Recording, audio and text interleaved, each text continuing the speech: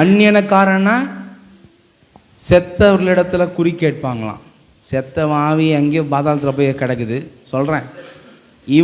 அவங்க மேலே இந்த பிசாஸ்.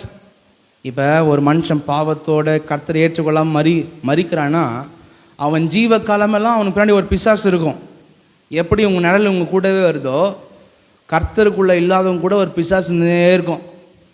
அப்படி ஒழுங்கில்லாதவங்க செத்து போய் பாதாளத்துக்கு போயிடுவாங்க. எந்த ஆவி இங்கே சுத்தாது. அந்த ஆவி வந்து இந்த ஆவி வந்துக்கிறானோ. சில பேர் பிசாசை ஓட்டும் போது நான் அந்த பையன் வந்திருக்கிறேன், நீ எந்த மனுஷாவையும் இல்லையே, நீ பிசாஸ் ஆவி தானே, ஆமாம் அப்படின்னும்.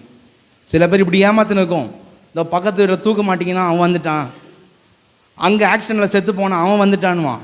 எவன் செத்து போனாலும் சரி கர்த்தருக்குள்ள டைரெக்டாக பாதாளத்துக்கு போயிடும் அந்த உயிர். அல்லேலூயா.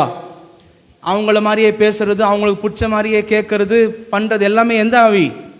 அவங்க கூடவே இருக்கிற பிசாசின் ஆவி அவங்கள மாதிரியே இறங்கி பேசும். இப்படி செத்தவங்க கிட்ட குறி கேட்குறேன்னு சொல்லி ஏமாந்து நிறைய பேர் போவாங்க. அது எந்த மனுஷாவியும் இல்லை, பிசாசின் ஆவிகள். அல்லேலூயா, அல்லேலூயா, பிரைஸ் தி லார்ட். இப்படியாக அந்த செத்தவர்களிடத்துல குறி கேட்கிறவங்க பேர் தான் அஞ்சனக்காரர்கள்.